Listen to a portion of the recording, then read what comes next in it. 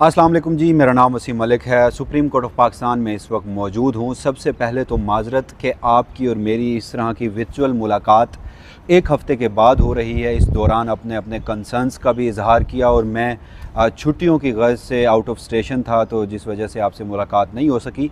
तो अब आ जाते हैं अपने असली मुद्दे के ऊपर, जो कि सुप्रीम कोर्ट ऑफ पाकिस्तान की जानिब से सुनाया जाने वाला एक इंतहाई अहम तरीन फ़ैसला, जो कि नैब तरमीम के केस में था। और इस केस में Imran Khan win win situation में थे। आज बज़ाहिर वो ये केस हार चुके, मगर सबसे ज़्यादा फ़ायदा उन्हीं को पहुँचेगा। तो ये जो नैब तरमीम आज के रोज़ बहाल की गई हैं, आज के रोज़ चीफ जस्टिस काजी फ़ाज़ की सरबराही में 5 रुकनी बेंच का जो मुतफ़िक़ा फ़ैसला है, और उसमें जो जस्टिस अतर मिनुल्लाह का इजाफ़ी नोट है, और उस सब से बढ़कर इमरान खान को किन 2 केसेस में ये फ़ैसला फ़ायदा पहुंचाने जा रहा है, और उस हवाले से अब इमरान खान के जो वकला हैं वो किन 2 बड़े और अहम तरीन केसेस में बरियत की दरख्वास्त इस फ़ैसले के तनाजुर में मुतल्लिका अदालतों में दायर करने जा रहे हैं। और ये वही 2 केसेस हैं जो इमरान खान साहब को मौजूदा वक्त में जेल के अंदर रखने का बायस बन रहे हैं। तो ये क्या तमाम तर तफसीलात हैं और इसका मुस्तकबिल क्या होगा, आज की इस वीडियो में आपके सामने रखता हूँ। सबसे पहले हम बात कर लेते हैं सुप्रीम कोर्ट ऑफ पाकिस्तान के आज के फ़ैसले की। इसका हल्का सा पस मंज़र मैं आपको बताऊंगा, उसके बाद आज का फ़ैसला आपके सामने रखूंगा और फिर बताऊंगा कि इमरान खान को किन 2 केसेस में बराह रास्त बहुत बड़ा फ़ायदा पहुंचा है, जिसमें एक तो 190 million pound Al-Qadir trust case का फ़ैसला है, और दूसरा इसमें जो नया तोशाखाना का रेफरेंस बनाया गया है, जिसमें इमरान खान साहब की गिरफ़्तारी उस रोज़ डाली गई थी जब वो इद्दत के केस में बरी हुए थे। तो इन दोनों केसेस को अब अगर इस फ़ैसले के तनाजुर में देखा जाए, सुप्रीम कोर्ट ऑफ पाकिस्तान के फ़ैसले के तनाजुर में, तो ये दोनों केसेस तकरीबन ख़त्म हो चुके हैं। कैसे? सबसे पहले फ़ैसला आपके सामने रख देता हूँ। हुआ कुछ यूँ था कि रजीम चेंज हुई, अदम एतमाद हुआ 9 अप्रैल 2022 को इमरान खान की हुकूमत के ख़िलाफ़, और उसके बाद जो उस वक्त की पीडीएम गवर्नमेंट थी वो इक़्तिदार में आई और उन्होंने कानून साजी की। नैब कवानीन उन्होंने तब्दील किए, उनमें कुछ तरामीम की, और उन तरामीम को लेकर इमरान खान साहब का मौक़िफ़ ये था कि पीडीएम हुकूमत ने पर्सन स्पेसिफिक कानून साजी करके ख़ुद को NRO 2 दिया है, जिसे वो NRO प्लस का नाम देते हैं। और इसमें इमरान खान साहब 1100 अरब रुपए का फ़िगर इस्तेमाल करते हैं कि जिसमें ये पीडीएम के लोगों ने ख़ुद को NRO दिया। इमरान खान साहब की ये बात मेरे नज़दीक काफ़ी कन्विंसिंग है कि अगर इन तरामीम को देखा जाए तो ये पर्सन स्पेसिफिक कानून साजी थी। मगर इमरान खान साहब ने आइन के आर्टिकल 184(3) के तहत सुप्रीम कोर्ट में इसको चैलेंज किया। सुप्रीम कोर्ट में जब चैलेंज किया तो 3 रुकनी bench justice Ijazul Hasan, justice Umar Ata Bandial, justice Mansoor Ali Shah 2-1 की अक्सरियत से फ़ैसला सुनाया गया। नैब तरमीम को कलअदम करार दिया गया। इमरान खान की दरख्वास्त को मंजूर किया गया। जस्टिस मंसूर अली शाह ने मुखालफत की। वफाकी हुकूमत इंट्रा कोर्ट अपील में आई। आज के रोज़ उनकी इंट्रा कोर्ट अपीलें मंजूर हुई, और उसके बाद अब फ़ैसला जो आज सुनाया गया है, वफाकी हुकूमत की इंट्रा कोर्ट अपीलें मंजूर करते हुए 5-0 से मुतफ़िक़ा फ़ैसला ये सुनाया गया है, जिससे नैब की तरामीम हैं वो बहाल हो चुकी हैं।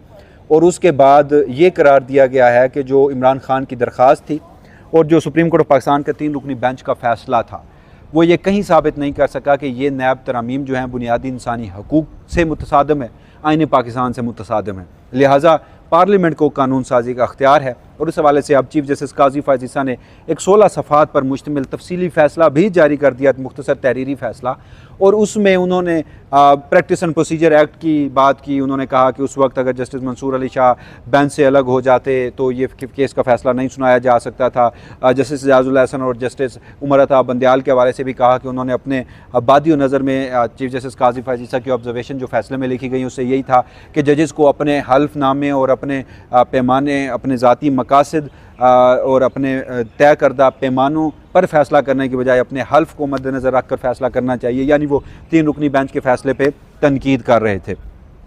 उसके बाद अब जब ये नैब तरमीम बहाल हो चुकी हैं, तो सबसे पहले इमरान खान के कौन से केसेस हैं जिसमें ये फ़ायदा पहुँच सकता है, वो कैसे पहुँचेगा, उसके लिए हमें जानना ज़रूरी है कि नैब तरमीम थी क्या। सबसे पहले जो चंद चीदा और अहम तरीन नैब तरमीम जो की गई थी, जो आज के रोज़ बहाल हुई हैं, वो आपके सामने रखने जा रहा हूँ। पहली नैब तरमीम ये थी कि जो नैब का दायरा अख्तियार है वो 50 करोड़ रुपए से ज़ायद की करप्शन पे है। 50 करोड़ से कम की करप्शन होती है तो वो नैब के दायरा अख्तियार में नहीं है। यानी एक तरह से सुप्रीम कोर्ट ऑफ पाकिस्तान और चीफ जस्टिस काजी फ़ाज़ साहब ने 50 करोड़ से कम की करप्शन को इस हद तक लीगलाइज़ कर दिया है कि अब वो नैब नहीं सुनेगा, मुतल्लिका कोई और इदारे सुनेंगे।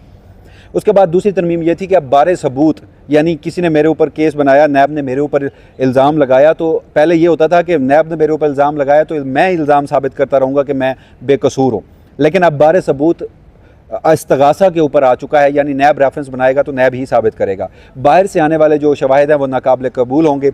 कैबिनेट के जो फैसले हैं और सब कमेटियों के जो फैसले हैं उसको इस्तिस्ना दिया गया है, नैब रेफरेंसेस नहीं बनाए जा सकते। और इसमें दीगर भी अहम कुछ तरमीम है, लेकिन वो मैं आगे चलकर आपको बताऊंगा, जो कि आप यूँ कह लीजिए कि एक आम आदमी को उससे मुतासर करती हैं। एक आम आदमी से धोखा होता है, फ्रॉड होता है, प्रॉपर्टी हो गई, इन्वेस्टमेंट के दीगर मामलात हो गए। हम रोज़मर्रा की रूटीन में देखते हैं कि बहुत ज़्यादा फ्रॉड जो हैं वो देखने को मिल रहे होते हैं। मगर इमरान खान के इन केसेस को इन 3 तरमीम के हवाले से 50 करोड़ रुपये से ज़ायद की करप्शन नैब के दायरा अख्तियार में, बाहर से आने वाले जो सबूत हैं वो काबिल कबूल नहीं होंगे, बारे सबूत इस्तगासा पे होगा, मुलजिम पर नहीं होगा, और जो कमेटी है, चाहे कैबिनेट है या फिर उसकी जो सब कमेटी हैं, उससे मुस्तस्ना करार दिया गया, उसके ऊपर नैब रेफरेंस नहीं बन सकता। एक शर्त रखी गई है कि एक शर्त ये है कि इन कमेटियों के फ़ैसलों पर और पार्लियामेंट के माज़रत के साथ जो वफाकी काबीना है उनके फ़ैसलों पर तब तक रेफरेंस नहीं बन सकता जब तक कोई माली बदउनवानी के सबूत ना मिलें।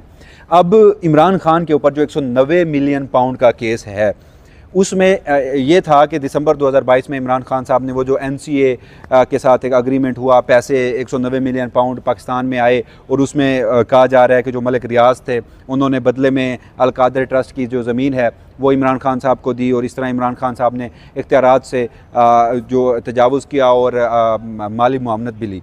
सबसे पहले अब जब ये तरमीम बहाल हो चुकी है कि नैब के जो रेफरेंसेस हैं वो काबीना के फ़ैसलों पर असरअंदाज नहीं होंगे, तो सबसे पहले तो 190 मिलियन पाउंड इसके ऊपर ये असर हो गया।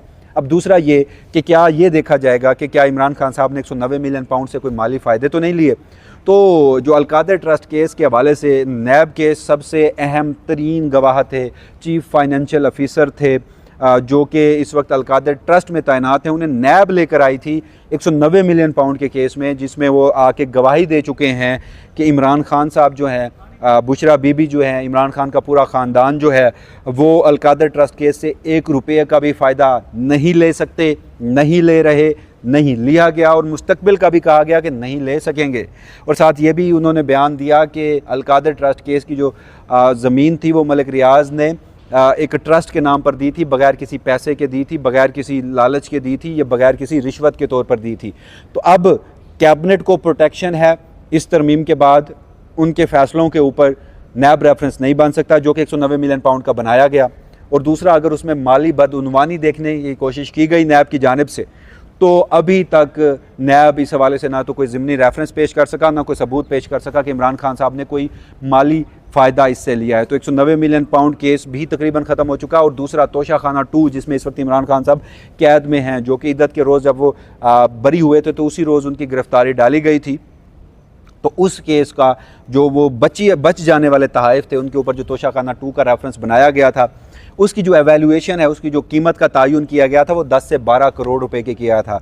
अब 10 से 12 करोड़ का जो मामला है वो तो नैब के अख्तियारात में आता नहीं है, लिहाजा 50 करोड़ से ऊपर का नैब के अख्तियारात में आता है। तो Al-Qadir trust case, 190 million pound का स्कैंडल और तोशा खाना 2, ये वो 2 मुकदमे हैं जो आज के इस फैसले के बाद बराह रास्त असरअंदाज होते हैं, और उस हवाले से इमरान खान को बराह रास्त फ़ायदा पहुँचता है। एक तरफ इमरान खान ये ज़रूर कहेंगे आने वाले दिनों में, आप देखेंगे कि वो इनसे फ़ायदा नहीं उठाना चाहते, क्योंकि इमरान खान साहब ने सुप्रीम कोर्ट में भी कहा था कि ये नैब तरमीम जो हैं, इससे आसिफ अली जरदारी, मियां नवाज शरीफ और PDM की जो पूरी पॉलिटिकल एलीट है, इन्होंने अपने आप को फ़ायदा पहुंचाने के लिए ये तरमीम की हैं, लिहाजा वो इसकी मुखालफत करते हैं और ख़ुद को भी इससे फ़ायदा नहीं लेते। तो एक तरफ तो इमरान खान ये कहेंगे कि इससे फ़ायदा नहीं लेते, लेकिन अब ये लॉ ऑफ लैंड बन चुका है और इमरान खान के जो वकला हैं वो अब बरियत की जो दरखास्तें हैं वो दायर करेंगे, एहतसाब अदालतों में जाएंगे। अगर एहतसाब अदालतों में, जो कि ट्रायल कोर्ट हैं, वहाँ पर ये दोनों मुकदमात चल रहे हैं, वहाँ पर इन स्टेजेस पर इन फैसले की रोशनी में बरी ना किया गया तो फिर ये मामला इस्लामाबाद हाई कोर्ट में आएगा। तो बहरहाल सुप्रीम कोर्ट ऑफ पाकिस्तान से आज के रोज़ एक बड़ा फ़ैसला